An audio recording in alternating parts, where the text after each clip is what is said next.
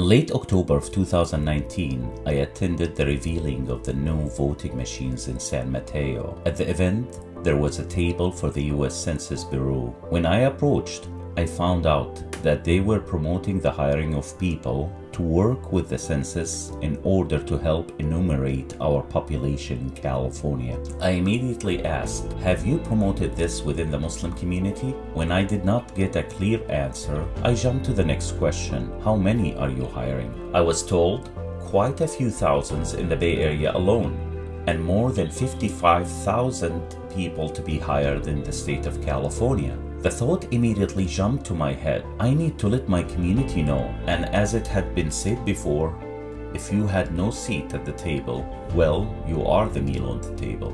I thought of all of our homemakers who need a re-entry into the workforce, all of our youth needing something presentable to put on their resume for a real life and valuable experience. I thought of all the people who are in need of a little extra cash to help with a travel plan, covering the rising cost of their college kids, all the people who could benefit from being on the federal government already vetted list, and how much they would be ahead once they apply for a future job with the government. I asked the census how to cooperate on institutional level, that is, support Life Foundation with the U.S. Census Bureau. I was told it's doable, it will take months though. I went home upset, and then I prayed that Allah allows my organization to hire a minimum of 1,000 Muslims around Northern California. Within a day, we decided to lead and then bring the U.S. Census recruiters to our events as guests. The short-term goal is to get 1,000 Muslims hired with the federal government. The long-term goal, however, is to get 1,000 families mobilized to be civically engaged. If they start receiving employment checks from the U.S. Treasury, we thought, what would stop them from serving on a school board, a planning commission, or run for a city council, assembly, or eventually a national office? First up was Belmont Yasin Foundation, followed by San Francisco Masjid al-Tawheed, Oakland Islamic Center, Lighthouse Masjid, and Masjid al-Salam on 7th Street. South San Francisco's Fiji Jama'atul Islam, Daly City's Islamic Center, Fremont Islamic Center Zakaria and Irvington's, Hayward Sudanese Association, San Ramon Valley Islamic Center, Alameda Islamic Center, where the city's government itself promoted the event, Newark's MEC, and West Valley Muslim Association. In total, 620 applications to the census have already been completed, with 18 more recruiting events to follow in the South Bay, Sacramento, Fresno, and Stockton.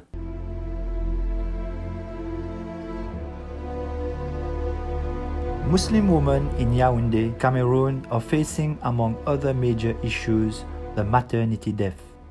One of the issues was the stagnant maternity mortality rate, specifically amongst Muslim women in Cameroon, and two is prevailing hopelessness amongst the 65 widows with kids we were sponsoring. One was a health crisis and the other was a lack of any valuable working set of skills. When we dug deeper into the health crisis, we found many factors that we cannot control, such as the spread of contagious diseases, lack of clean water, and poor sanitation. However, there was one alarming factor that was very disheartening. Muslim women refused to receive pre-delivery, delivery, and post-delivery healthcare at hospitals and clinics. They complained of systematic abuse and utter humiliation at the hands of healthcare givers. All this contributed to a higher than average public rates of maternal mortality rate. How does one tackle two seemingly unrelated crises?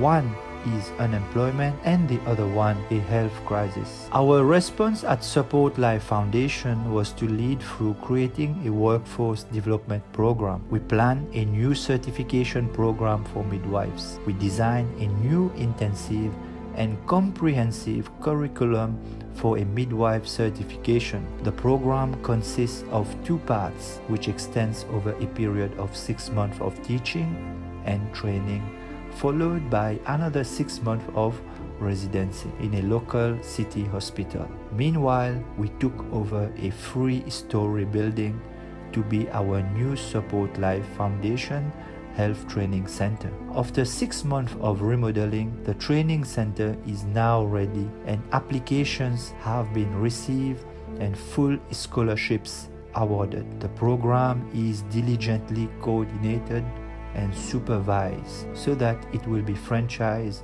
all over the African continent once successful. Let these widows have hope. Let them be the ones who will financially support others in their families and communities. Let human dignity be restored to them and to the thousands of women they will care and cater for.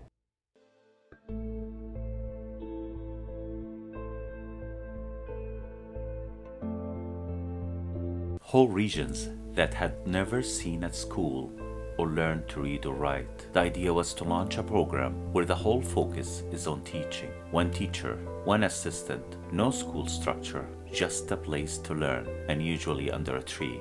The opportunity cost for these children of going to school was their sustenance for that day. So we hired a cook, 1 teacher, 1 assistant, and 1 cook with 1 meal per day. The community asked for a building structure. We said, that's on you. You need to own the program. And so, local community found a vacant building and remodeled it. Before you know it, 50 students became 100, and 100 became 150. And for the first time ever, knowledge, reading, and writing, and the vision of a better life was illustrated to these children. 1 teacher, 1 teacher's assistant, and 1 cook at a time.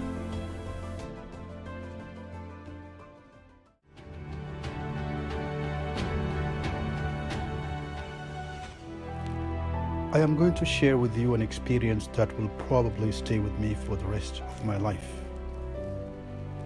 I was in Sierra Leone in Ramadan of 2019 to inspect the projects being sponsored by the Ihsan Foundation for West Africa.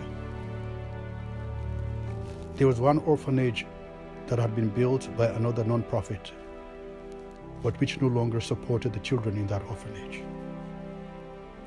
I visited that orphanage. Upon arrival, I was told that the children were not fasting because they had no suhoor or iftar.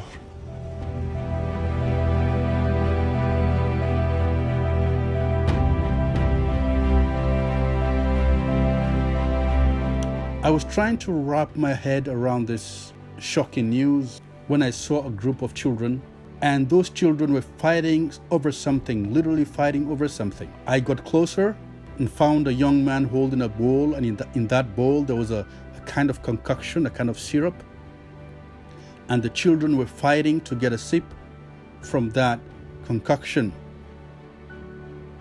It looked so hopeless. I mean, the children, you could almost see their ribs. They were so hungry.